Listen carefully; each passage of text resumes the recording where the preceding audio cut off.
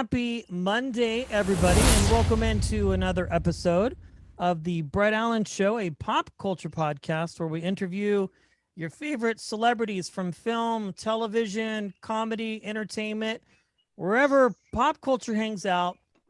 And we just turned 200 years old. Well, 200 episodes. And we have a very special guest with us today.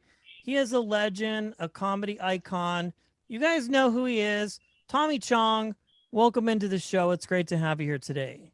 Oh, thank you. Thank you. It's nice to be on your show. Well, I am excited to talk to you because I have just a million different questions, but I want to start out with this project that you've been doing for a while, or been involved with for a long time, I'm sure, is your Cannabis Line, which I think a lot of people are excited about, and it's just one of the many things that you are doing. Tommy, if you could just kind of chat with us a little bit about what it is and how you sort of expanded your purview, I guess you could say, into your own line and that sort of thing. Well, I got in trouble selling bongs back in '03. I ended up going to jail for 9 months. And while I was there, I realized that that pot and I are so compatible that Yes. putting my name on some pot products wouldn't be a stretch. And so we started off with the bongs, which were very, very successful, and to the point where we caught the eye of the government of the United States, and they thought that it would be a good diversion while they did the Iraqi war. And so, but in the meantime, from that time till now, the scientists have come up with the components of cannabis. I hate to call it marijuana; that's the slave name. I call it cannabis, which is the Latin name for canna. By the way, canna is written all through the Bible. If you look at, if you read Bible and you come across the word canna, that is cannabis. And then my personal life, I've always been interested in bodybuilding since I was 15, actually 16. And I, got quite involved with it. I ended up coming to Gold's Gym in California to work out, and there again, I ran into cannabis users, which were the bodybuilders, and that's the only substance that they would do. They wouldn't. Well, a lot of them ended up being alcoholics, but while they were training, they stayed away from everything except cannabis. Right. And so I realized how healthy it was. And then because of my reputation, I was approached by quite a few people in the cannabis area, such as the Nice Dreams products this year, the Good Vibes and the Nice Dreams, the CBD. Yeah, I've used that before to sleep at night, so I'm very Yeah. familiar. Oh, it's excellent, and this, by the way, is a good diet supplement because when you're trying to diet, time can move really slow, and you start feeling like you need energy. And so what this Good Vibes CBD, it's got a little bit of caffeine in it, I believe, Okay. but just a tiny little bit. Bottoms up. I wish I had Yeah, one to join you.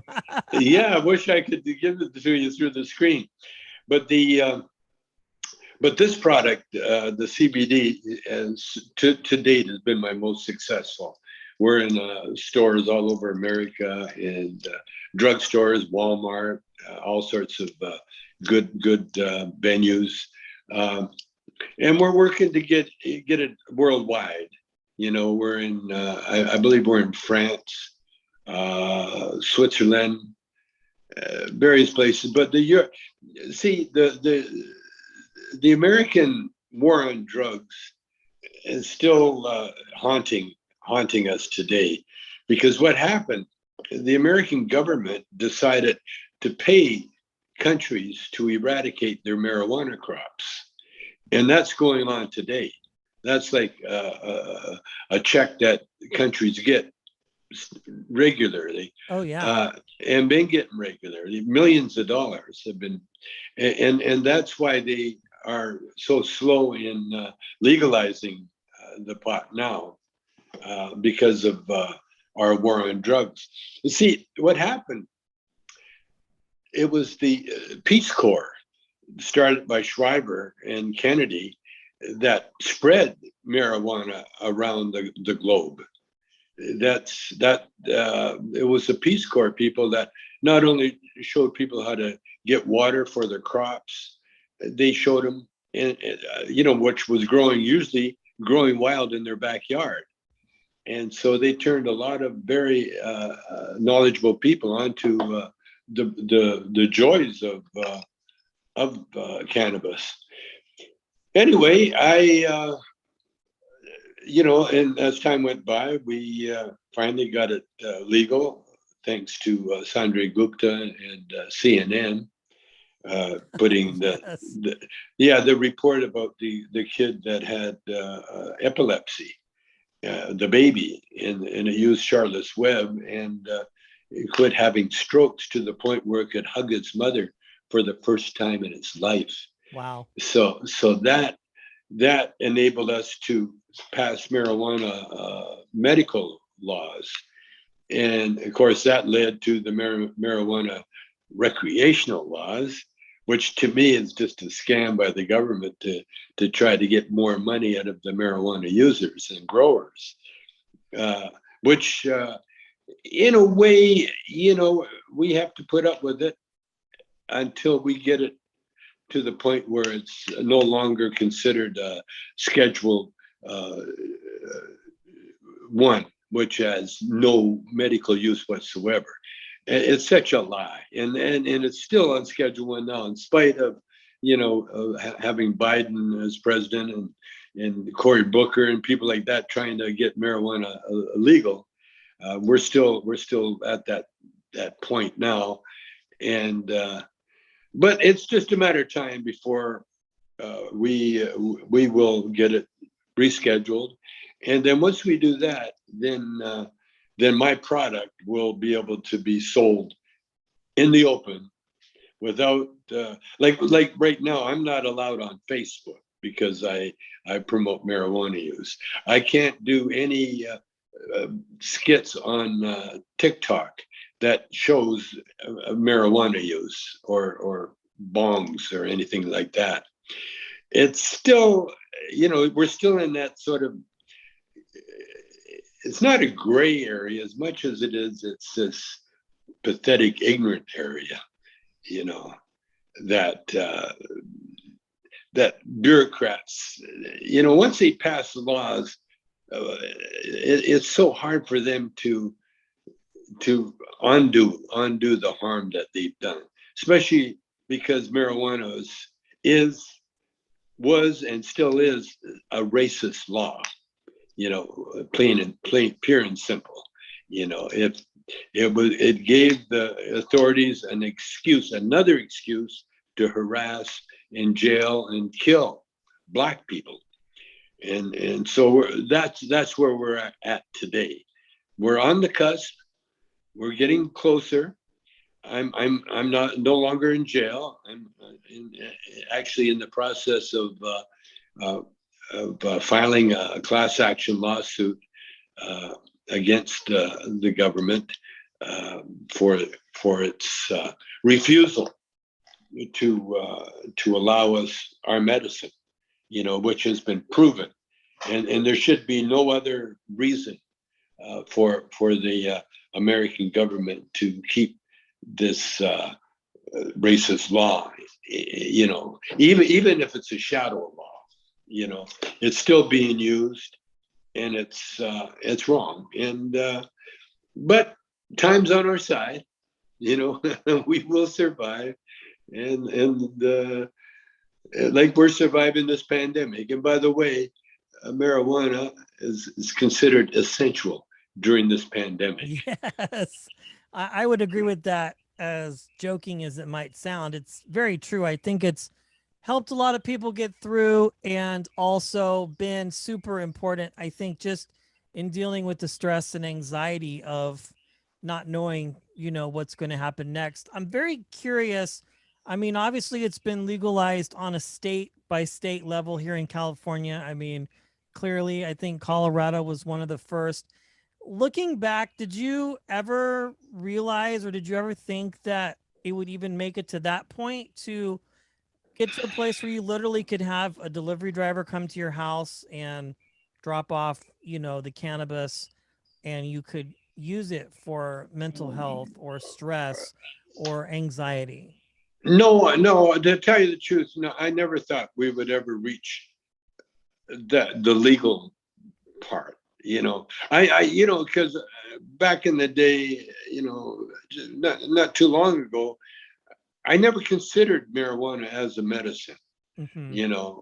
I until I saw that show with Sandra Gupta.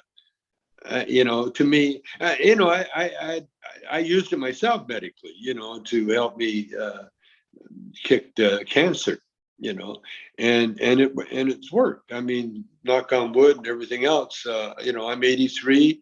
I'm a cancer survivor. I'm as healthy as I can be, for my age. And more than anything with me, it's my mental health, because I what cannabis did to me, it steered me into what I had known all my life, which was spirituality. I've always been on a spiritual quest since I can remember. Because when I was a kid growing up, the only thing we could afford to do, to dress up for, to go out, was church, Sunday school. And that was the only time, way back, when I was 6, 7 years old, 8 years old.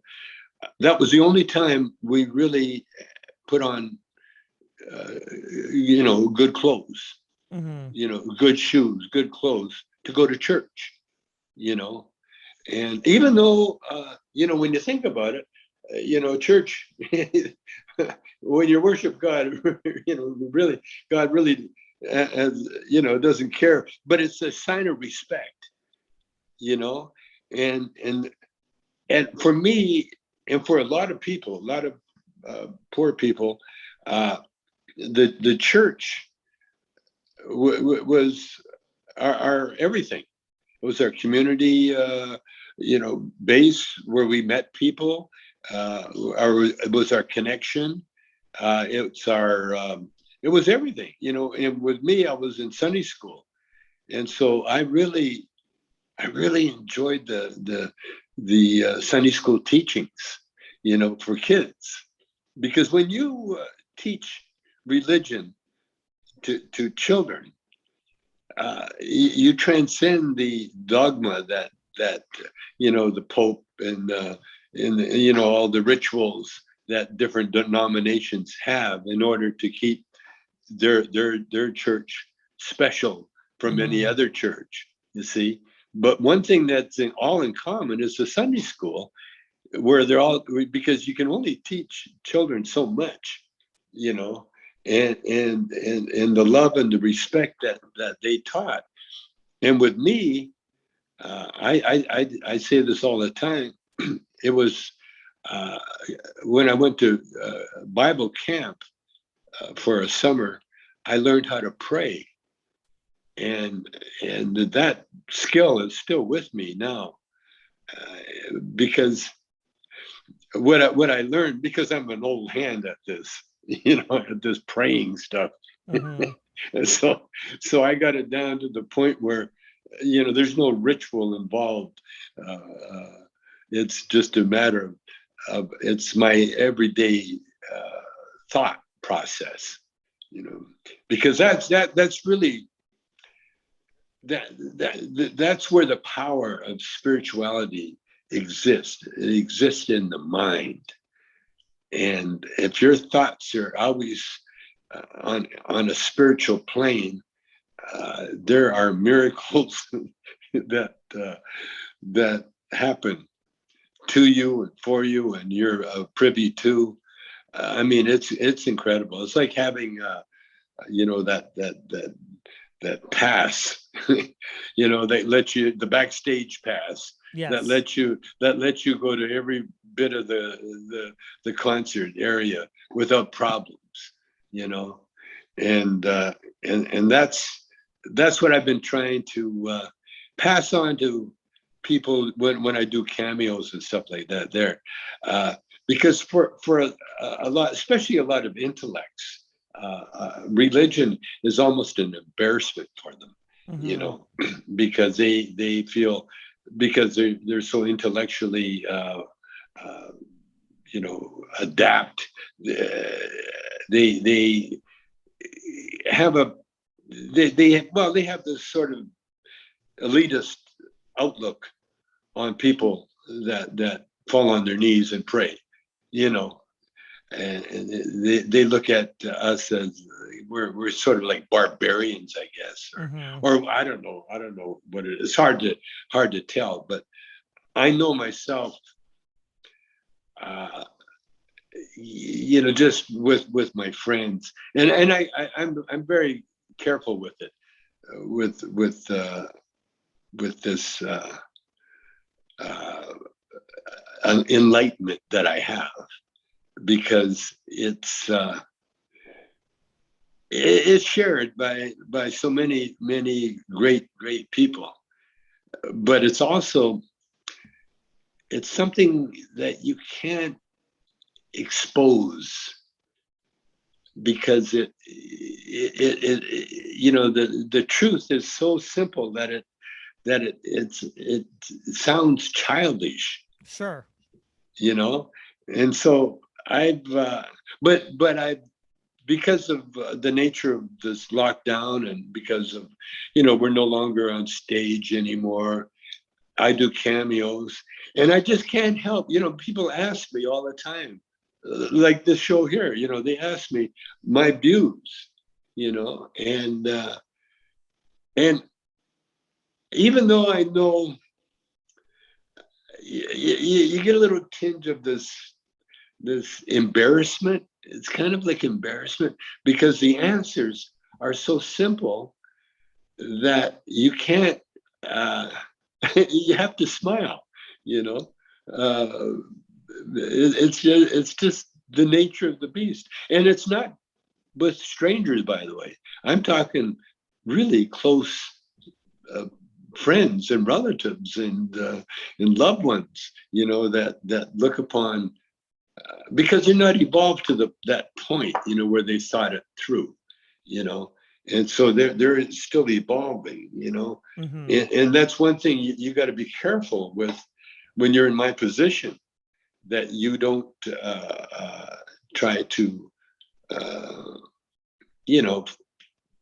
force a belief into someone that is definitely not ready for it,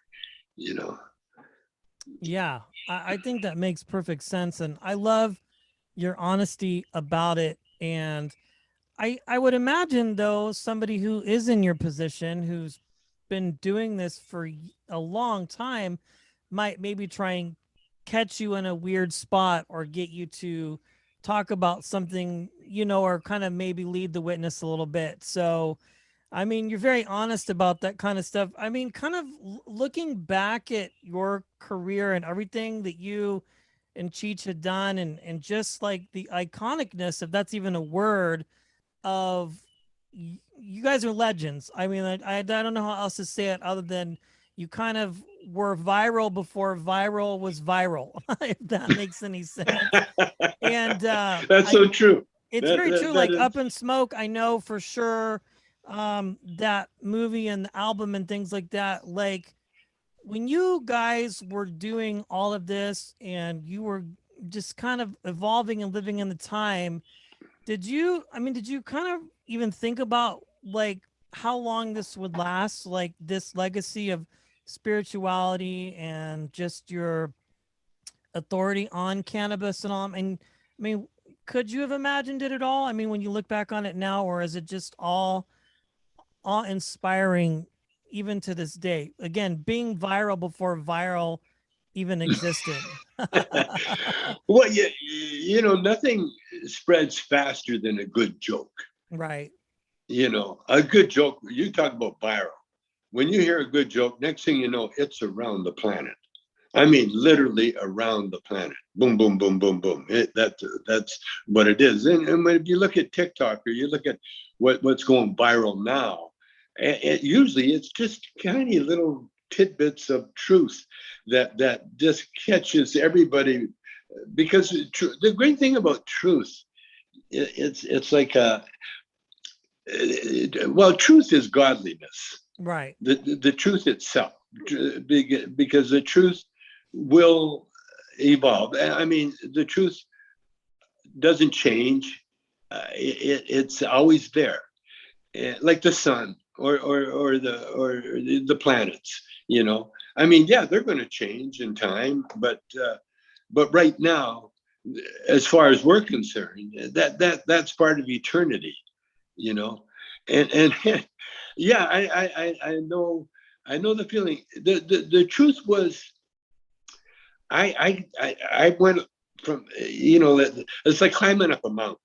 You can envision yourself, you can see yourself at the top of the mountain, but that's not going to get you there. What's going to get you there is one step at a time. One step at a time. And you're going to go through all sorts of different terrains, and sometimes it's going to be easy, sometimes it's going to be hard, which is life itself. Because we live in a this is what I've learned over the years. We live there for every action there's a reaction. Okay? And so for every, like, this universe of ours is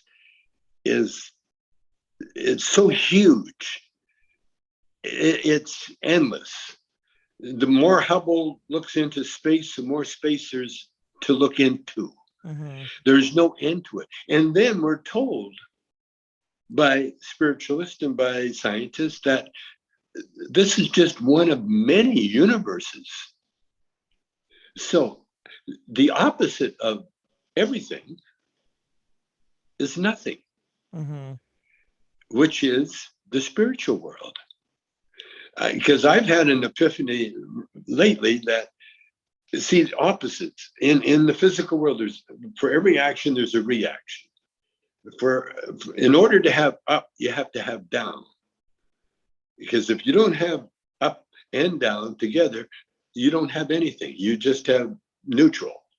Nothing's moving. It's right there, left and right, same thing. But that's in the physical world. But now you take what we have in the physical world, which we see. There's no secrets here in this physical world. The minute you're born and you want to look out and you see stars, and at first, they're cute. They're twinkle, twinkle, little star, how I wonder what you are, little nursery rhymes. But in reality, those little stars are suns that are so vast and so explosive. There's chemical reactions going on. What do they call the sun? It's like a million atomic bombs going off every few seconds. Yeah, I've heard that. Yeah. And that's our little ass sun. Now we're looking at other suns that dwarfs our sun. So in reality, what we see to be very sweet and kind and gentle is really full of violence and explosions and so on. Now, what cracked me up is the people that aren't aware of their spiritual side, because that's where we really are. If you want to know the truth, like Buddha said, this world is an illusion. The real world is the spiritual world, because the real world has always been there, will always be there. Now, I've gone one step further than he said. He said that Buddha, he said that the real world and the physical world is an illusion, and I understand where he's coming from, but I also see this physical world is like a school to us. Mm-hmm. We are born into this physical world like you enter first grade in school, or you enter kindergarten. There are rules. When you go to school, there are rules. No running, no violence of any kind. Be nice to everybody. Speak when you're spoken to. You know what I mean? There are rules in school. And in our life, our physical life, there are rules in this physical life, And I was just meditating, contemplating early this morning of how close to death every human being on this planet is. Mm-hmm. We are minutes away from death if we stop breathing. If for some reason our blood vessel gets interrupted, cut somehow, we can bleed to death within minutes.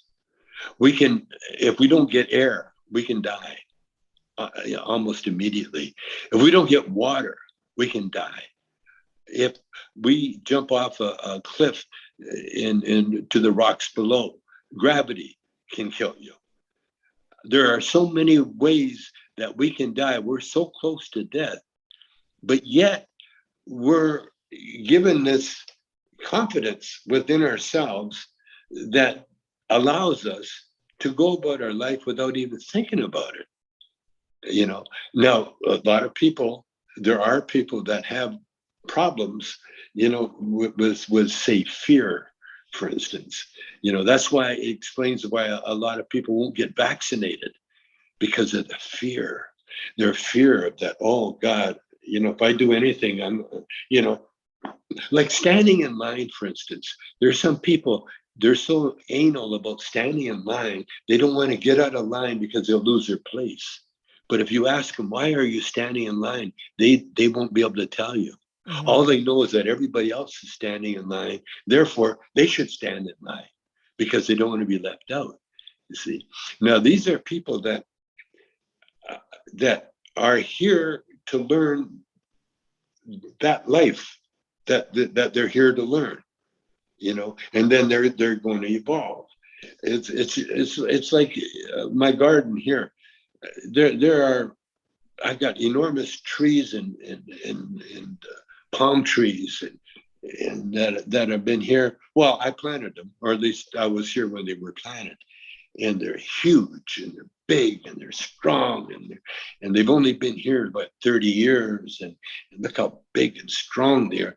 And yet there's a little seedlings right beside them that are just tiny little things that a mouse could come over and take a bite of it. It'd be the end of their life.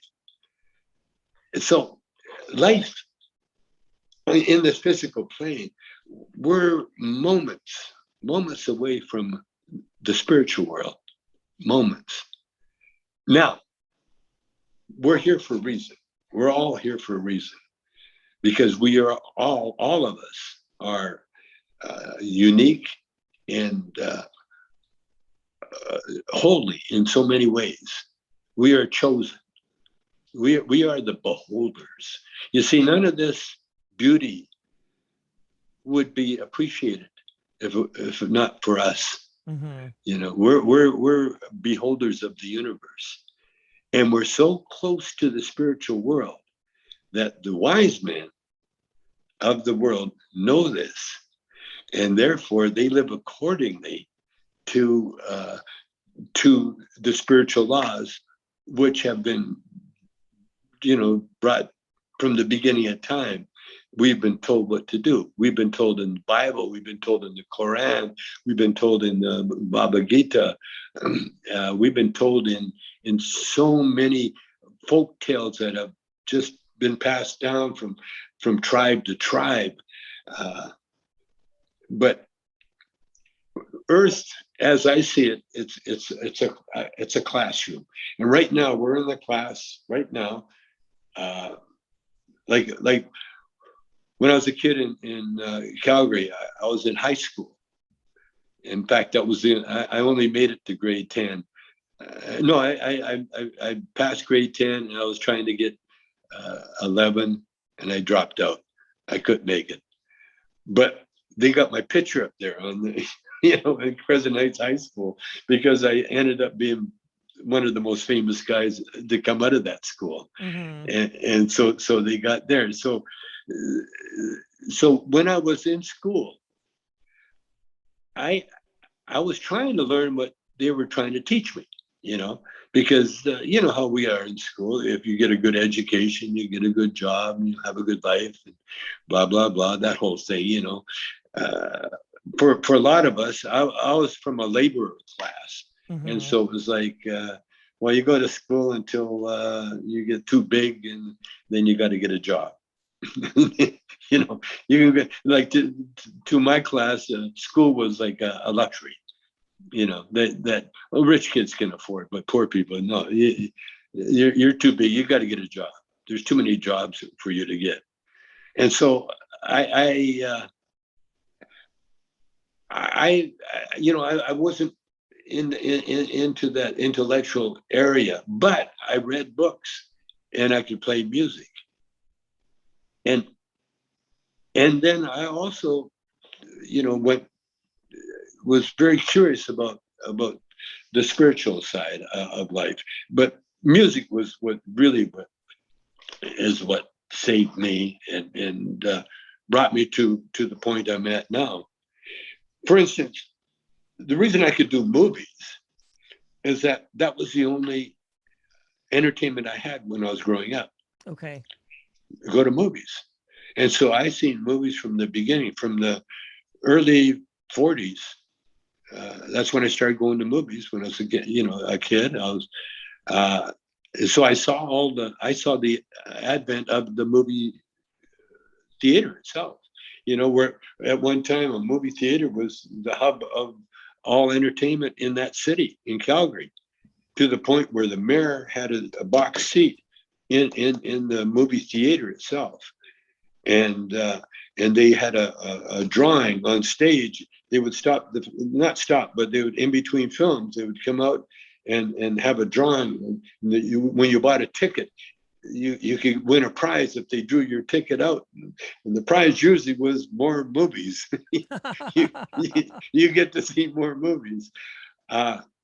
So I grew up really, literally in a movie theater environment. And so when it came time to making movies, it was quite simple, because I knew exactly what I wanted to see on screen, what I wanted to do, especially with Cheech and I, and so there was always that guidance with the spiritual world, that would help me along. There's been time in my life where I've literally had the power direct my hand to a book in a bookstore. And I've taken that book out and, studied it, read it to this day. So everything I've done, records, live shows, movies, television, this is what we're doing now, a podcast, it was all because I've been gifted with messages that need to get out, that people need to hear, they need to see. For instance, the Up in Smoke movie. Up in Smoke movie started out as Well, with me, I wrote a movie called Jack and the Weedstock. And it was about Cheech and Chong ending up with trying to go to a concert. They end up, the Chong sold all the weed. No, he sold the tickets. He traded the tickets for some weed, and he never even got weed. He just got seeds. And so then he planted the seeds, and next thing you know, the next day we got this giant marijuana plant that grows up into the sky. And of course, we see the giant and everything else. Well, that was the movie I wrote. Well, when Cheech and Lou Adler, our record producer, heard that I wanted to do a movie, okay, let's start from scratch. They didn't even look at my movie. They said, okay, we're going to do a movie, Cheech Chong movie. Well, Lou owned the record, so he wanted to do Cheech and Chong's greatest hits on the movie theater. Well, Cheech and we got together. I wrote a song called Up in Smoke. And when I sang it for Cheech and Lou, Cheech said right away, that's the title of the movie. And then Cheech and I started talking about what the movie's going to be about. And it was very simple. It was going to be about two guys in a band trying to make it. And a Chicano and a rich Jewish kid. Because we wanted to have the opposites. See, I learned in the movies that you always have the opposites. That's what made a great partnership. You couldn't have two people that thought the same. You had to have the guy that would make the other guy explain what he was doing. Sure. And so anyway, that's how we got to where we at. But it all, I didn't make movies to make money.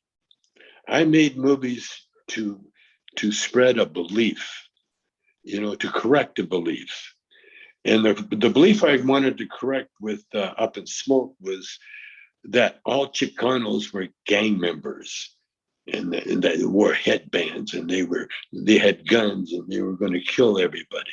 I wanted to show a singer, a Chicano singer like Cheech, that all he ever wanted to do was drive his would-be lowrider car and hit on chicks and play music. That's all. That's all he ever wanted to do with his life. Drive around and with his cars, and it was so Chicano. It was so real that people, when they saw that movie, they couldn't get over it. And it didn't matter who it was, were you Chicano or you're white, black, or whatever. When you saw that movie, you recognized that guy, because all the ethnic minorities have given so much to America to make America what it is today, and it wasn't just white people with money. It was the opposite. It was every color of people. And like, as bad as slavery is, that was the rule of the day back in the day, that's the way it was. And that's just the way it was. And it was always tit for tat, for you take the English, when the English were probably the most racist people on earth. They still are. Mm-hmm. They even got a system of their king and queen, which is pure racism.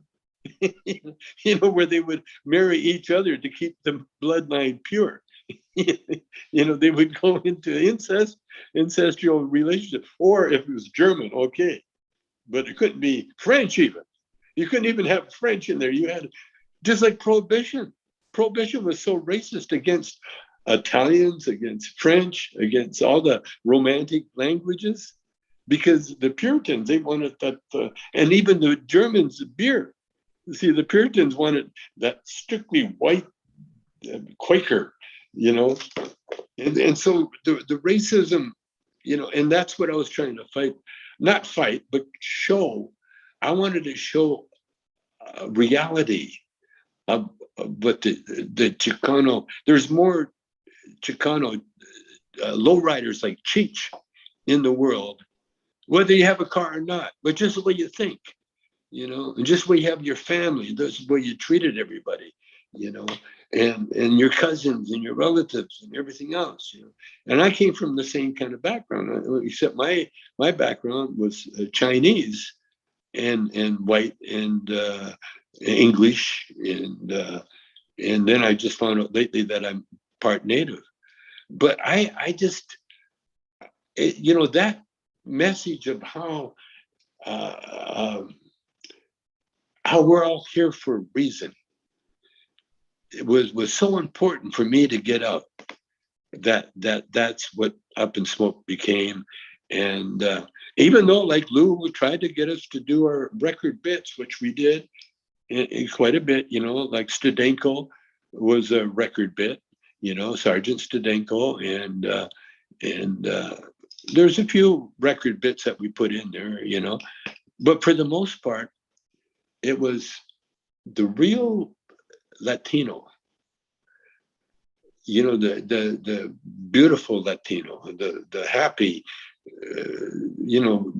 big heart Latino that had, like, his cousin could cut his hair, and he tried to have an old raggedy ass car as a lowrider, and and the Jewish kid that grew up in his parents, he still won't get a job. He's 40 years old. He still hasn't got a job. He's playing drums, and he's driving a Volkswagen with a Rolls Royce grill on it. I just wanted those guys to be the heroes, and they are. Yes. And that's what I accomplished. Now, did I know that it was going to change the trajectory? I know what it did. I added it. I added to the mix, because if there wouldn't be Up in Smoke, somewhere along the line, someone was going to make Up in Smoke, and it just happened to be Cheech and I. Wow. I mean, such iconic stories. And there's the Cannabis Line, and we actually had your daughter on last year to talk about her career, Precious. That was a fantastic conversation, and it's a family business for sure. I mean, it's just incredible everything that you've done, and just all the movies and the comedy albums, and really pioneered what a comedy group or duo could possibly look like. I know there have been a lot of things that have come and gone since then, but I have to be honest, nothing has, compared to what you guys did. And it's fantastic. And I think really a piece of Americana history, and all of it just kind of intertwines together. One last question as we kind of wrap things up here, Tommy. I'm very curious. Like today, we talk about TikTok. You're involved with TikTok. You're a part of that, and you go on and do your bits or whatever. But kind of how, obviously, the way that you guys got started was significantly different. Do you think that the way people can kind of make it today, or sort of get discovered or get their material out there, there's a lot, it's a lot easier than what you guys had to do? I don't even know if easier would be the term, or maybe they miss out perhaps on some of the hard work and the steps that you mentioned to get to where they want to go, if that makes any sense. No. Yeah, you get what you work for. Okay. It depends on, so many people accidentally found their vocation by, getting fired, for instance. Yeah. I'm sorry, Siri. We no longer need you in doing what you're not doing or whatever, and that door opened, and that was me. I got fired so many times, and it was a boost up, like, well, actually, I got into the nightclub business. I had a job, because I'm a Canadian, and I had a wife and I had a kid, and no, one on the way, actually. And so I had a job. I was an insurance inspector.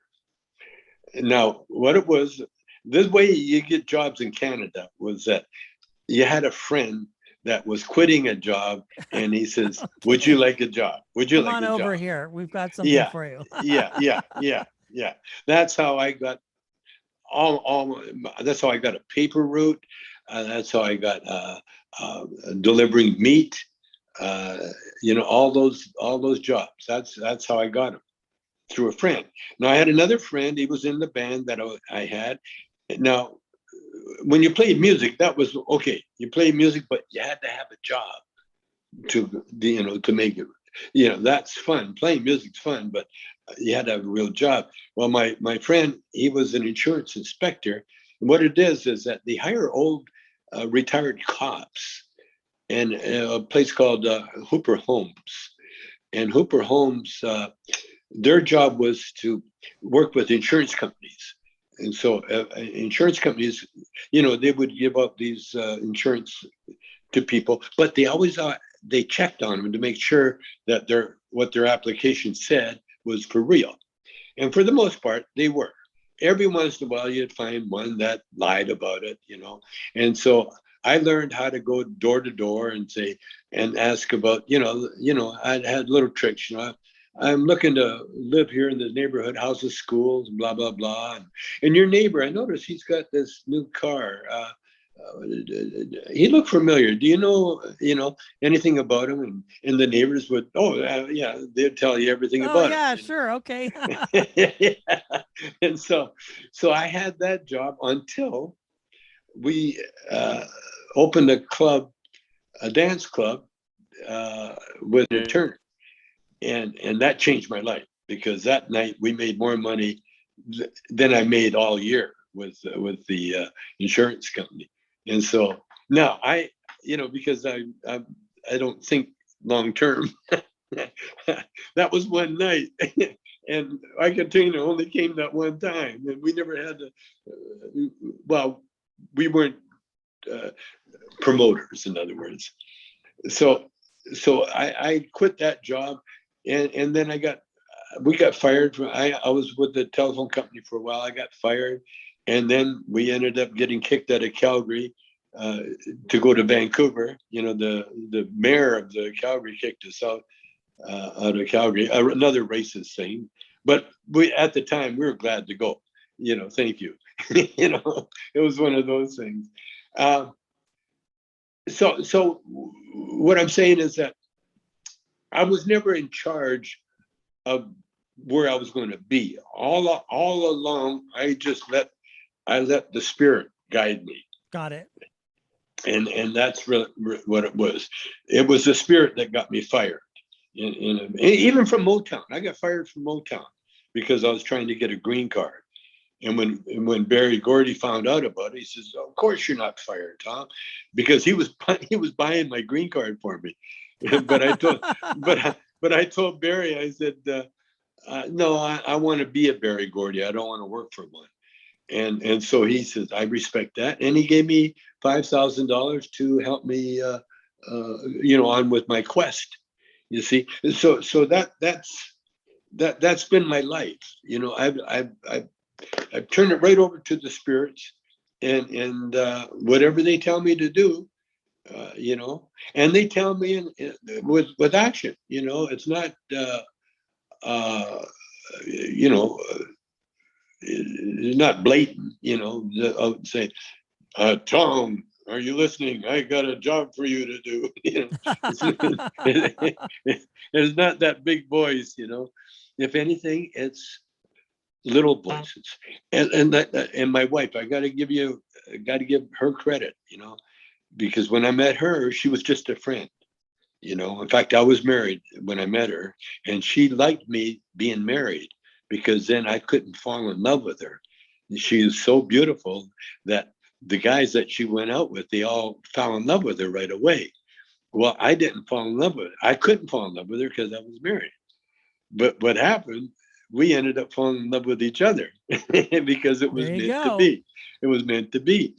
And we're still together. But again, we're separate. She's got her beliefs. I got my beliefs. And she's got her bedroom, basically. I got my bedroom, uh, and but there is so much respect and so much love that she allows me all the space in the world, to do what I'm doing. And I credit her. See, here's the thing you got to do, and I try to tell people this: you can't blow your own horn. Right. Okay, now who's going to blow their horn for me? She does somewhat, but I don't need my horn blown. In other words, I don't need to be told, what I've done. I know what I've done. It's there. But you have to give credit where credit's due. You see, and that's very important, because this is where trouble. If you want to get in trouble, start thinking that you are responsible for your success or your failures. You are not responsible for it. It's ordained to do what you're doing, And like I said, we're so close to death that when the burden gets too tough, boom, you're out of here. You're going to start a new school. And as long as you are a credit to the race, to the humanity, you will be here. You will be here, and things will be given to you to further your needs. Everything will be given to you that you need to complete this journey, to complete this task at hand. See, because there was never a time, when people say to me, well, especially with the age, like I'm almost at the point now where I can't drive a car anymore because of my eyesight, and I can't fake it anymore. Now, instead of being pissed off or getting old now, I look forward to it because driving a car is a hassle, man.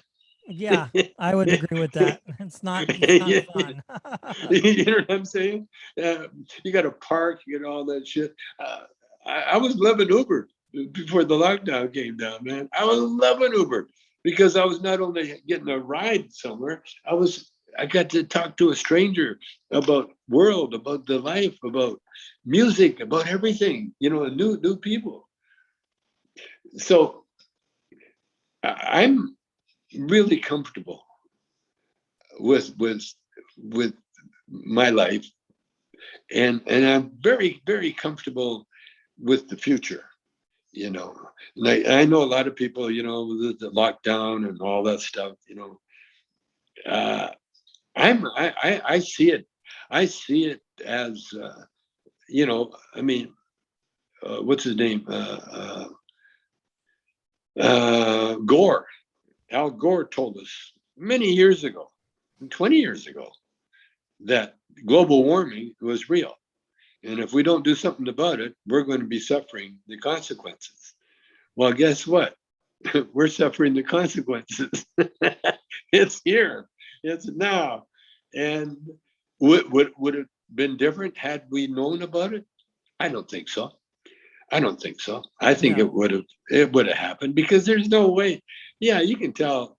I mean, they've been telling people forever that the world is round, Earth is round, and there's still people that don't believe it.